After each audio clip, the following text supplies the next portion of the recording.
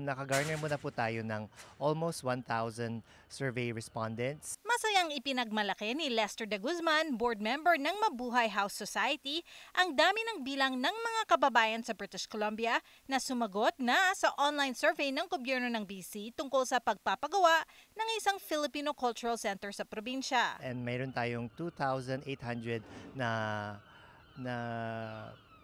traffic sa website nila. So masayang-masaya po ang government, and at the same time masaya po ang Mabuhay House na nagpupush ng effort para bigyan ng awareness and also ma-promote natin ang ating boses as a community. Sa survey na makikita sa website ng Mabuhay House Society o sa engage.gov.bc.ca, makikita na rin ang mga tanong ngayon sa wikang Ingles at Tagalog tungkol sa kung anong gustong makita ng publiko, paano gagamitin, at saan gustong maipatayo ang isang Filipino Cultural Center sa probinsya. Hintay po natin kung kailangan ba natin ng basketball court, kung gusto po natin ng isang kitchen or isang community hall na ang mga seniors natin, ang ating mga parties and events, functions as a community, doon na maging host and maging space para sa atin to be inclusive and lahat maging kasama. Sa isang statement na binigay ng Ministry of Tourism, Arts, Culture and Sports sa grupo, excited daw ang probinsya sa partnership kasama ang Mabuhay House Society